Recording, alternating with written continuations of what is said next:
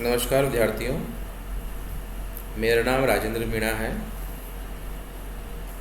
मैं assistant professor हूँ botany में, गवर्नमेंट कॉलेज बारा में।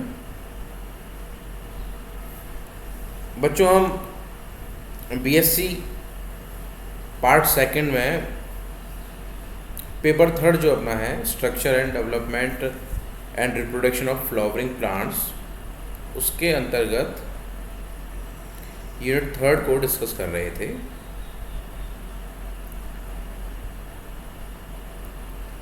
इस क्रम में आज हम जड़, उसके प्रकार एवं रूपांतरण आदि का अध्ययन करेंगे। ठीक है।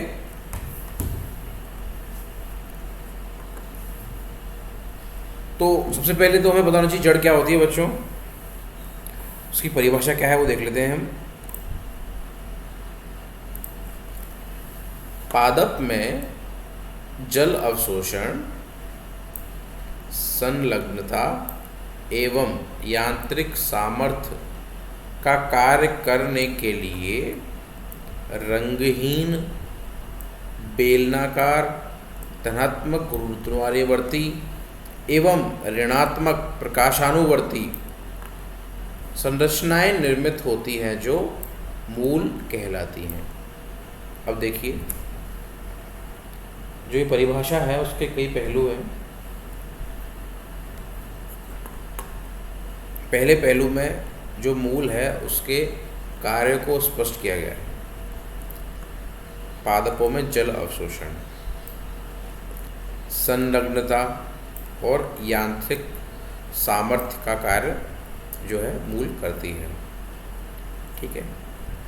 दूसरे पहलू में इसकी संरचना और इसकी प्रकृति के बारे में बताया गया है बच्चों कि ये रंगहीन होती है, बेलनाकार होती है।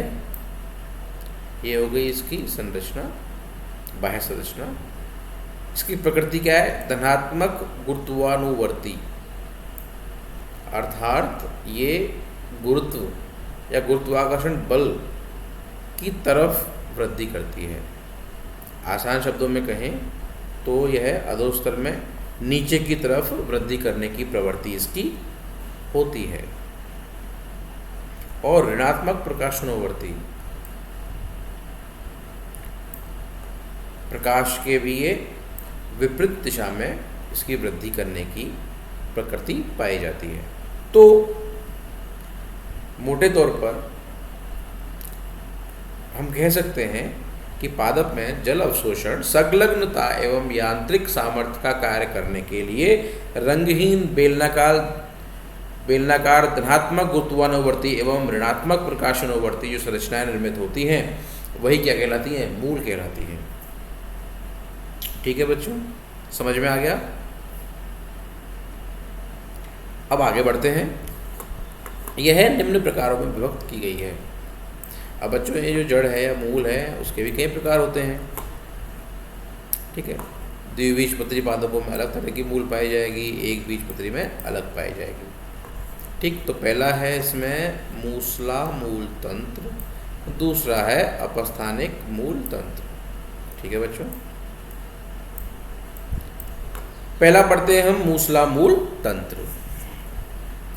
अब देखिए, मूलांकुर से विकसित मूल तंत्र मूसला मूल तंत्र कहलाता है। बहुत क्लियर है। ऐसा मूल तंत्र जो कि मूलांकुर से निर्मित होगा मूसला मूल तंत्र कहलाता है। बच्चों, आपको पता होना चाहिए, जब पादपों में निषेचन के फलस्वरूप जाइगोट, ठीक है, जाइगोट का निर्माण होता है, तो जाइगोट से निर्माण के पश्चात एक विशेष प्रक्रिया होती है एम्ब्रियोजेनेसिस, जिसमें कि जो जाइगोट है उससे एम्ब्रियो का निर्माण होता है। और जब बच्चों एक मैच्योर एम्ब्रियो होता है उसमें दो विशिष्ट प्रकार की संरचनाएं भ्रूण अक्ष पर मिलती हैं। भ्रूण अक्ष में शीर्ष की ओर प्रांकुर और नीचे की तरफ मूलांकुर।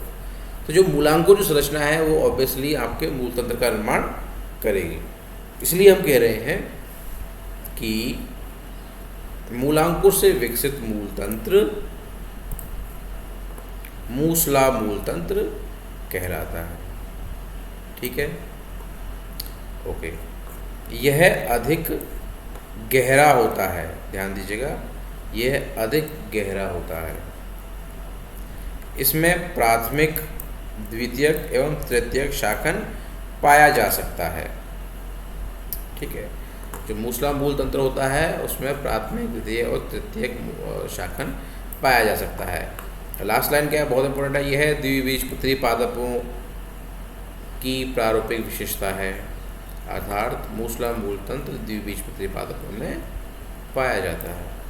ठीक है बच्चों, हाँ। अब दूसरा पढ़ते हैं हम, अपस्थानिक मूल तंत्र।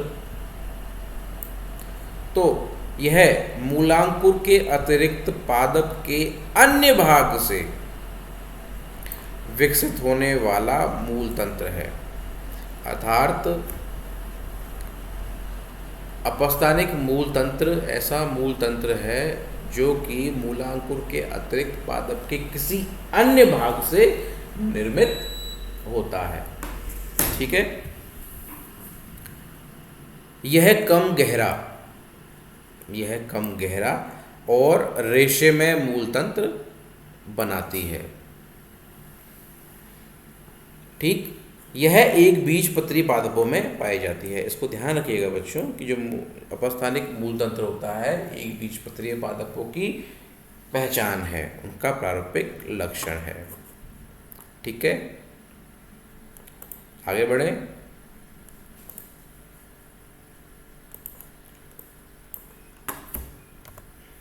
देखिए, ये टैप रूट सिस्टम और ये एडवेंटेशियस रूट सिस्टम, ये मूसला मूल तंत्र और ये अपस्थानिक मूल तंत्र।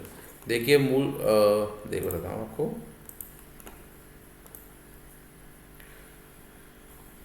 मूसला मूल तंत्र में एक मुख्य मूल है और उसमें प्रथम, द्वितीय, तृतीयक शाखन पाया जा रहा है, जबकि अपस्थानिक मूल तंत्र में रेशेदार मूल तंत्र का निर्माण होता है। इसका जो निर्माण होगा वो किससे होगा, मूलांकुर से।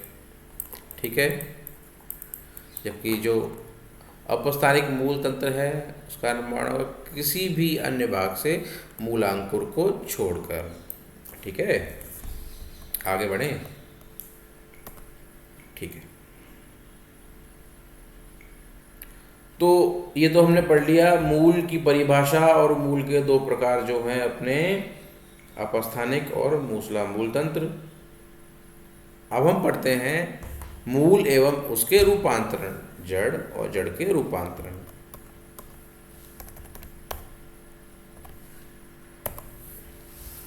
तो बच्चों, मूसला मूल तंत्र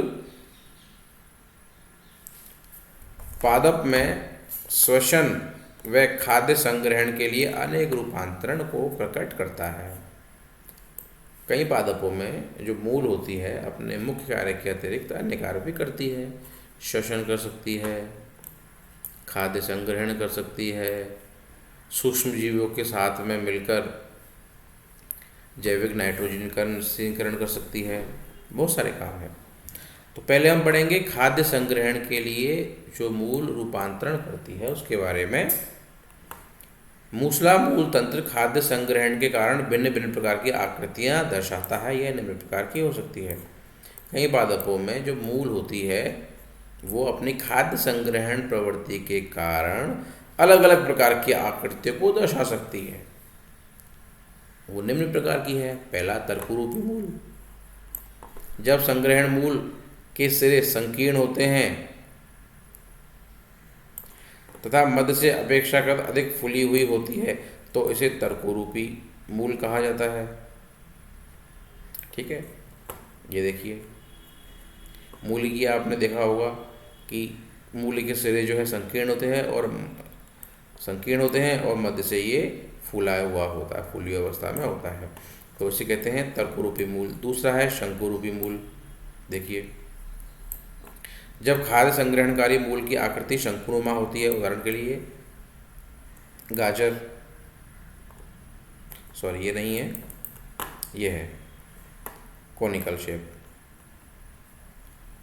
ठीक है, जब खाद्य संग्रहणकारी मूल की आकृति शंकुनुमा होती है तो इसको शंकु रूपी रूपांतरण हम कहते हैं। एक मिनट वेट कीजिए।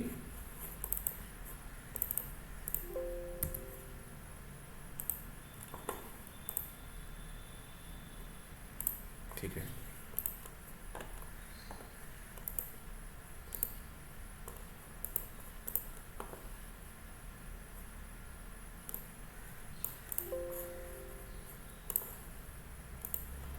हाँ, तो तीसरा है कुंभी रूपी प्रकार के मूल। जब खाद्य संग्रहणकारी मूल का अग्र सिरा संकीर्ण व पश्च सिरा फूला हुआ होता है।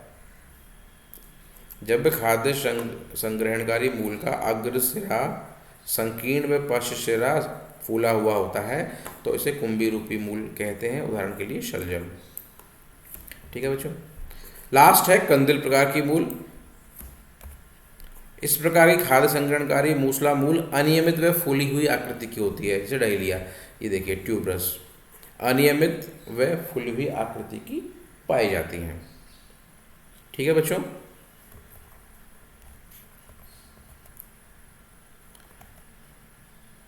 अब सेकंड पढ़ते हैं हम, मूलों का श्वसन के लिए रूपांतरण।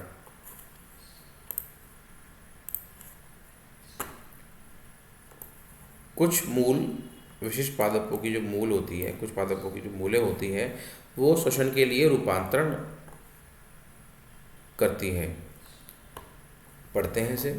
मूसला मूल तंत्र दलदली क्षेत्रों में पाए जाने वाली मैंग्रोव वनस्पति में श्वसन कार्य के लिए ऋणात्मक गुरुत्वानुवर्ती मूल निर्मित करता है। अब देखिए दलदली क्षेत्रों में क्या होता है बच्चों, दलदली क्षेत्रों में पाई जाने वाली एक विशिष्ट प्रकार की वनस्पति होती है जिसको कि हम बोलते हैं मैंग्रोव वनस्पति। तो उसमें क्या होता है बच्चों, क्योंकि दलदली एरिया है तो उसमें जो जड़ें हैं, जो एक्चुअल जड़ें हैं इसकी, वो क्योंकि दलदली क्षेत्र है तो आसानी से गैसीय विनिमय नहीं पाई जाती। तो इनमें क्या होता है, श्वसन के लिए क्या होता है, ऋणात्मक गुरुत्वानुवर्ती मूल निर्मित होती है। हमने पढ़ा है कि जनरली जो मूल होती हैं वो धनात्मक गुरुत्वानुवर्ती होती है, लेकिन इस प्रकार की जो मूल निर्मित हो रही है दलदली क्षेत्रों में पाई जाने वाली मैंग्रोव वनस्पति में, वो होती है ऋणात्मक गुरुत्वानुवर्ती मूल। ये क्या करती हैं बच्चों, अधो स्तर से खूंटी के समान उभार के रूप में प्रकट होती हैं। ये देखिए, जैसे कि ये दलदली क्षेत्र है उसमें पाई जाने वाली ये मैंग्रोव वनस्पति है, तो इसमें क्या है देखिए खूंटे के समान, यहाँ देखिए आप खूंटे के समान जो है उभार के रूप में प्रकट होती है सतह पर। यह वात रंध्र, ठीक है, वात रंध्रों के द्वारा वायु विनिमय संपन्न करती है। खूंटों के समान में स्ट्रक्चर के रूप में बाहर निकली है। ठीक है, इसको हम बोलेंगे न्यूमेटाफोर, है ना। और यह वात रंध्रों के द्वारा जो है श्वसन प्रक्रिया, जो गैसीय विनिमय है वो संपन्न करती है। ठीक है, अब इस विशेषता, ये तो हो गया एक सामान्य जो है हमने, इसमें एक विशेषता और पाई जाती है। इस विशेषता के अलावा जो मैंग्रोव जो वनस्पति होती है बच्चों, उनमें सजीव प्रजक अंकुरण यानी कि विविपेरस जो है जर्मिनेशन भी पाया जाता है।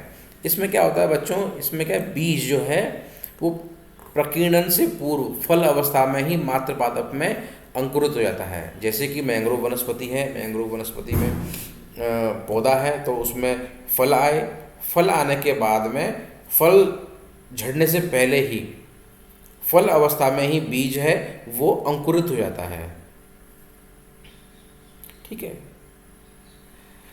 पहले ही बीज फल अवस्था में ही बीज अंकुरित हो गया, और उसके बाद जब भी जो ये फल है अपने मातृ पादप से अलग होकर अधो स्तर से संपर्क में आएगा, ये बीज जो है नया पादप बना लेगा। तो ये विविपेरस टाइप ऑफ जर्मिनेशन कहलाता है। तो ये भी बहुत इंपॉर्टेंट है। न्यूमेटाफोर एक तो हो गया, और एक विविपेरस जो कंडीशन होती है वो किसमें पाई जाती है, मैंग्रोव वनस्पति है। मैंग्रोव वनस्पति कहाँ पाई जाती है सबसे ज़्यादा देश में, सुंदरवन, पश्चिम बंगाल में जो सुंदरवन है, ठीक है, उन एरियाज़ में ये मैक्सिमम मैंग्रोव वनस्पति पाई जाती है। ठीक है बच्चों, तो आज का ये टॉपिक है यहीं समाप्त होता है। नेक्स्ट टॉपिक में हम